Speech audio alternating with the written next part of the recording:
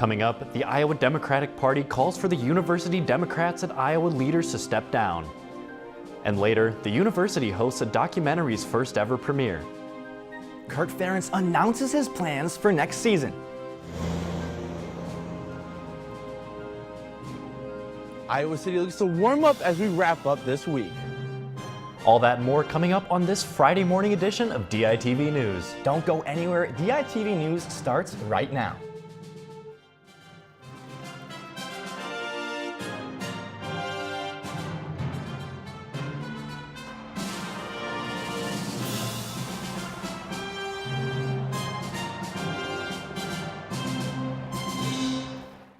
Good morning and thank you for tuning in live to DITV and KRUI 89.7 FM. I'm Aiden Wirtz. And I'm Jordan Tovar. On Wednesday, the Iowa State Board of Regents issued a comment on the ongoing Israeli-Hamas war. The statement was posted to X, where the board officially declared support for Israel and condemned terrorism in any form. This comes days after the Biden administration began increasing protections for Jewish Americans as threats of anti-Semitism increased throughout the United States. Iowa Senator Joni Ernst has issued similar statements of support, as well as condemning universities that allow protests in support of Palestine. Students have a protest organized calling for the end of Israel's occupation of former Palestinian land scheduled at the Pentecrest on Saturday. After the Board of Regents statement, University Democrats at Iowa released a statement that is sparking controversy. DITV's Johnny Vaultman is live in the newsroom with more on the situation. First off, Johnny, what was said in the statement?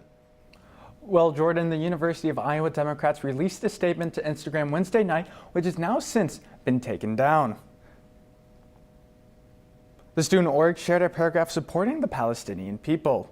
The final line is what is causing controversy, as they used a phrase some refer to as anti-Semitic, saying, quote, "May every Palestinian live long and free from the river to the sea," end quote.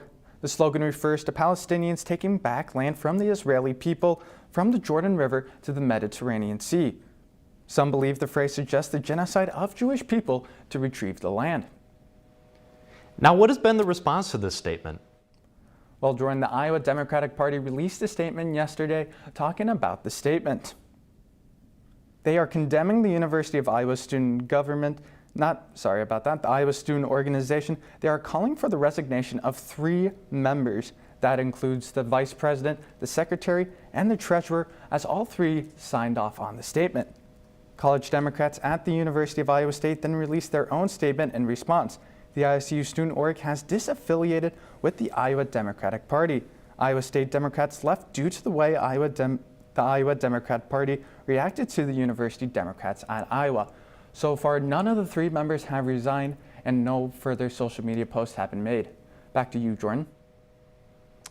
Thanks, Johnny. Now, we've had a pretty brutal start to the week, but things are finally looking like they're going to warm up a little bit. Yeah, Jordan, I've always had to wear my coat, but you know what? Now it's time for vintage crew next season, and I know that you and I both love that. For sure. And we have DITV's Colin Carithers outside now. Colin, how's it looking out there?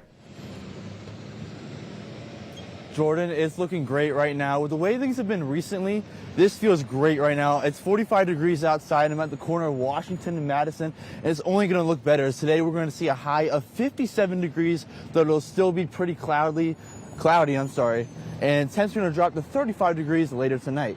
Tomorrow we should see the sun that I love oh so much, with even a similar high of 56 degrees. As for next week, things look surprisingly warmer, as we're going to be teased with a few consistent highs all over the 60s and 50s. With the whole week looking pretty repetitive, with many clouds in the sky that will eventually build up to rain on Wednesday. Back to you guys inside the studio.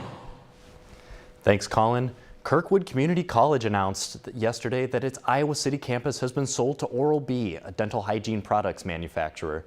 The 84,000 square foot facility was sold at a price of $6.4 million, about $625,000 under the initial $7 million that the school was asking for. Kirkwood decided to sell the facility after it found that it would cost almost $40 million to maintain it over the next 24 years.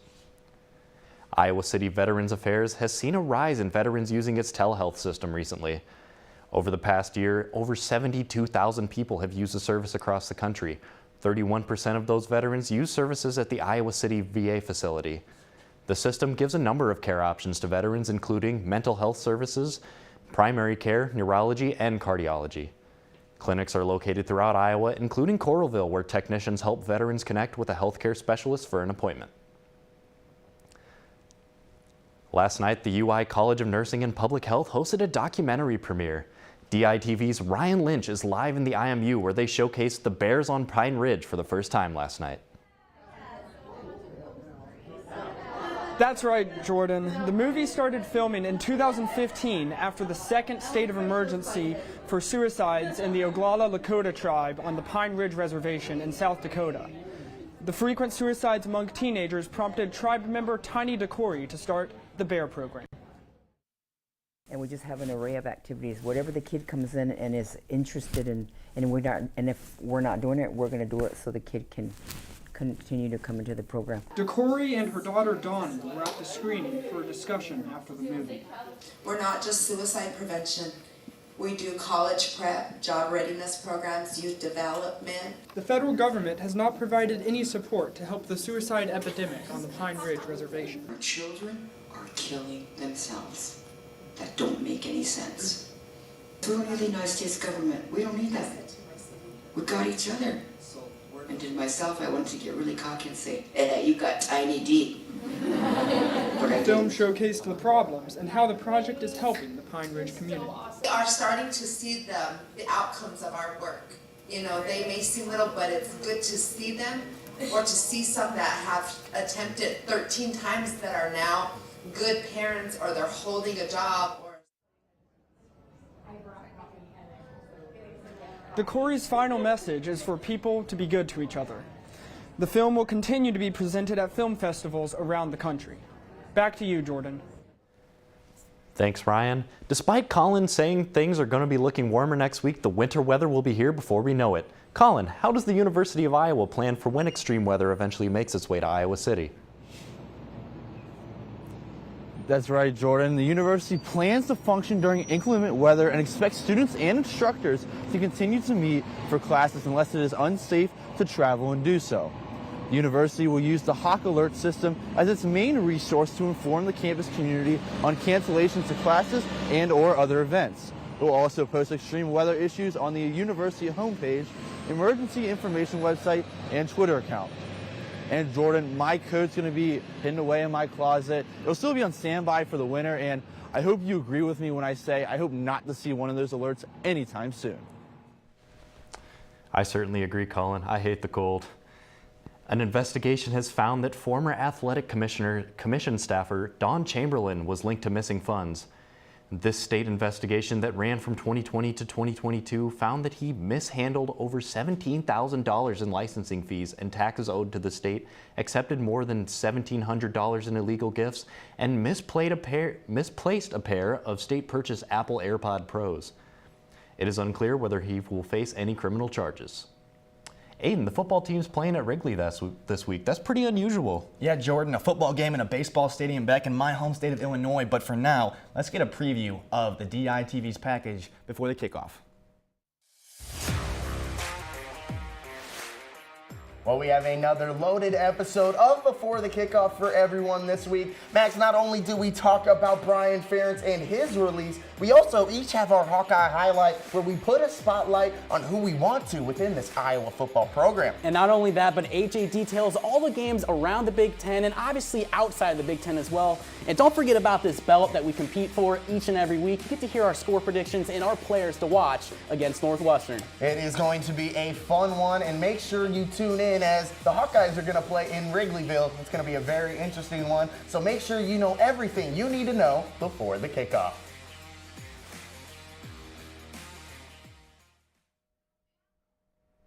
Thanks, guys. And Iowa football head coach Kirk Ferentz released a statement on Wednesday saying that he will return for next season.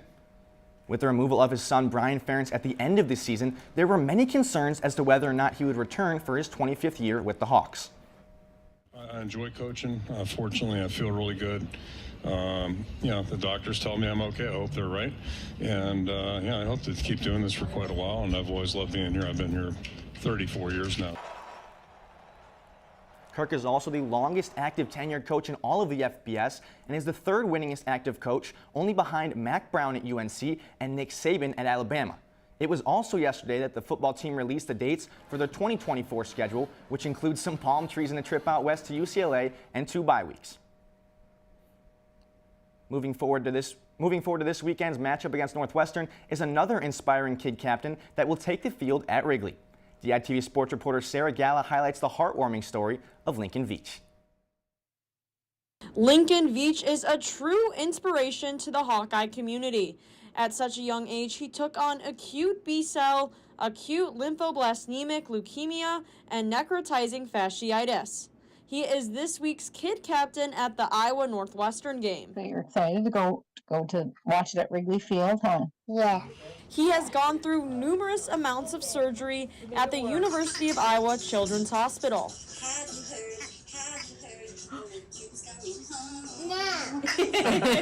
I mean, we had a wonderful experience there. You know, everybody took time to always explain things to us when we, had questions. Not only did they, take care of Lincoln, but, helped, alleviate stress for our other family members as well. Now today, Lincoln is in kindergarten, enjoying his time with his friends and family. I saw that you're a fan of t-ball. Do you like to play any other sports with your friends?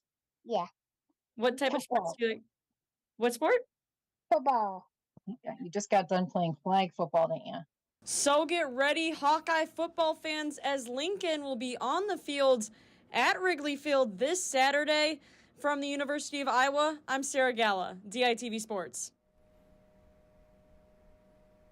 Thanks, Sarah. What a great story. And after a very exciting finish last night, the Iowa women's soccer team continued their Cinderella story in the Big Ten tournament. After a scoreless 90 minutes, forward Kelly McGroarty took the ricochet off the crossbar, snuck it around the defender, and scored against Penn State's keeper for the go-ahead goal, which would be the one and only score all game. Iowa is now the lowest seed to make the Big Ten final since 2005. And after taking down last year's champs last night, this team is looking for their second Big Ten championship title in 4 years. The Hawks will fight for the hardware against the 3-seed Wisconsin Badgers on Sunday at 2 p.m. And after being ranked #1 in the nation for multiple weeks, the Iowa field hockey team fell to Maryland in the first round of the Big Ten tournament. DITV sports reporter David Consuelos has more on the team's early exit. The Iowa field hockey team came into the tournament ranked #6 in the Big Ten as they took on #3 Maryland Terrapins. The game turned into a battle from the beginning, with Iowa struggling to convert their chances. The Terrapins took the advantage and found the back of the goal in the second quarter, taking a 1-0 lead. Yeah, I mean, I think the first quarter we hung in tough. We were having a really hard time outletting the ball, which was kind of the problem that we had all game. But I thought, for the most part, we really matched their speed and physicality in the first quarter. And then when we had to start chasing the game is where we got a little bit exposed. After going one down in the second quarter, things went from bad to worse for Iowa as Esme Gibson took a hit from a high stick, sending her out till the second half. I'll tell you, she's a warrior, because that was a really egregious foul, and I can't believe that she was actually able to come back on the field and play the way she did. She was outstanding today. Despite the rally attempts, Iowa conceded a second goal, which seemed to deflate any momentum for the Hawkeyes.